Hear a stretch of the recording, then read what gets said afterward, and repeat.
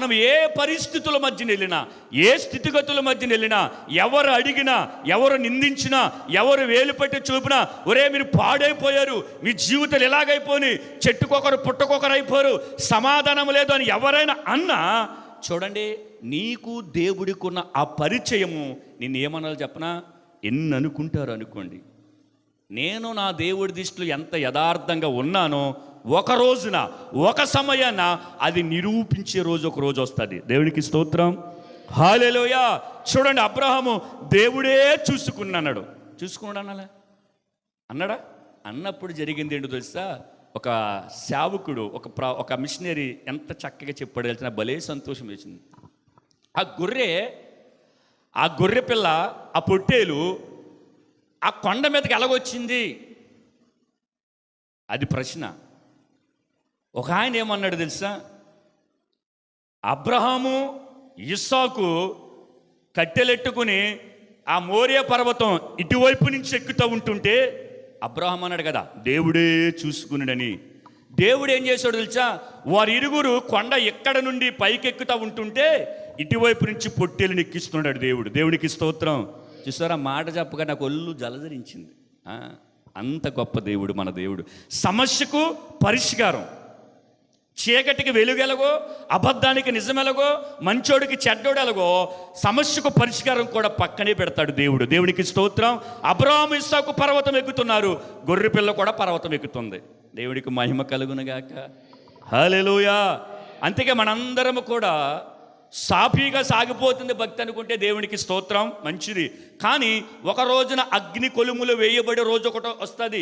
అది చిన్నపిల్లలకేటి, పెద్దవాళ్ళకేటి, స్త్రీకేటి, పురుషుడికేటి, ఎవరికైనా సరే ఆయన కడగబడిన వారిగా ఆయన కోరుకుంటాడు. కాబట్టి ఒక పరీక్ష ఉంటుంది. ఆ పరీక్షలో కనుక మనం ఉన్నప్పుడు కింద మీద బోర్ల పడిపోతాయి పరిస్థితులు. అసలు ఒక్కొక్కసారి కూర్చుని ఆలోచిస్తూ ఉంటుంటే చాలామంది భక్తులకు వచ్చింది మనకి వస్తుంది, అసలు దేవుడు నన్ను పిలిచాడా, లేదా దేవుడు నేను సరిగా ఆరాధిస్తున్నానా, దేవుడు నాతో మాట్లాడుతున్నాడా, లేదా దేవుడి దగ్గర నేను ఏదైనా ఇంకా ఒప్పుకోలేంది ఏదైనా ఉందా అని ఎన్నో ప్రశ్నలు వస్తూ ఉంటే మంచిదే, అవి రావాలి. వచ్చినప్పుడు మనం సరి చేసుకుంటూ వెళ్తాం. కానీ ఆ పరిస్థితుల మధ్యన మన ప్రాణంతో చెప్పవలసింది ఏంటో తెలుసా? నా దేవుడే అని చెప్పాలి. దేవునికి స్తోత్రం. నా ప్రాణమా సమస్య వచ్చిందా, దేవుడే పరిష్కరిస్తాడు. నా ప్రాణమా ఇబ్బంది వచ్చిందా, దేవుడే పరిష్కరిస్తాడు. నా ప్రాణమా నీకు ఏదైనా కష్టము కలిగిందా, దేవుడే పరిష్కరిస్తాడు. ఎందుకు కృంగిపోతున్నావు?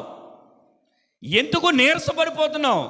ఎందుకు అధైర్యపడిపోతున్నావు అని మనం చెప్పాలి. ఎవరితో?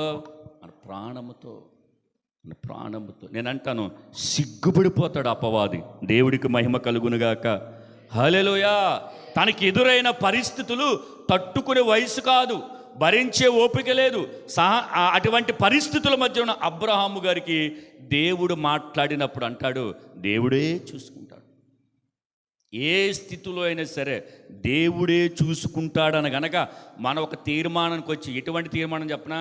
అరాకొర కాదండి, లేదా దేవుడే చూసుకుంటాడని మళ్ళీ ఆ సమస్యకు ఎక్కడో పరిష్కారం దొరుకుతున్న మళ్ళీ అక్కడికి పరిగెత్తి తాడు తెచ్చుకుని, అక్కడ పరిగెత్తి విభూతి తెచ్చుకుని, అక్కడ పరిగెత్తి సలహా తీసుకుని, అక్కడ పరిగెత్తి గుమ్మాలు మార్చి, కిటికీలు మార్చి, ఇవన్నీ చేసామనుకో దేవుడు చూసుకోడు. ఎలాగైపోతాడు చెప్పనా? మౌనమైపోతాడు. ఆయన మౌనమైపోతాడు. కారణం ఏంటి చెప్పనా? నేనే అనంటే నేను దిగిపోతాను. నేను కాదని వేరొకరిని వీరు అనుసరిస్తే ఆయన రాడు. ఒకవేళ పొరపాటును వచ్చేసాడు అనుకుందాం, అక్కడే మౌనంగా ఉంటాడు, మాట్లాడు, కనపడడు, మాట్లాడాడు. కారణం ఏంటి చెప్పనా? మనం ఆయనే అనని ఆయన మించినది ఏదో ఉందని లోకంలోకి వెళ్ళిపోయాం. లేవా? ఈ రోజున లేవా? ఆచారాలు లేవా? ఉన్నాయండి. నాకు బాధ కలిగే విషయాలు చాలా ఉన్నాయి. పరిశుద్ధ గ్రంథంలో నెహెమ్యా లేదా ఆమోసు గ్రంథం చదవండి, ఆచారాలు పాటిస్తూ ఉన్నారు తెలుసా?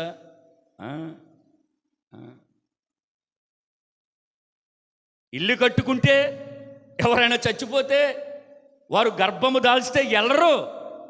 ఇది ఎంత పచ్చి మోసం అంటే, నీకు దేవుడు గర్భఫలం ఇస్తే వెళ్ళకూడని చోటకి వెళ్తే దేవుడిచ్చిన ఫలం పోతుందా? దేవుడు అంత బలహీనుడా?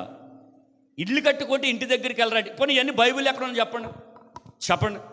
పరిశీలించండి, యూట్యూబ్లో మొత్తం ఎతకండి, ప్రతి దైవజనుడు చెప్పిన వాక్యం మీరు అనండి, ఎవరైనా చెప్పుంటారేమో చెప్పండి నాకు. కానీ వారు క్రైస్తవులు కాదు, క్రీస్తు లేని క్రైస్తవులు.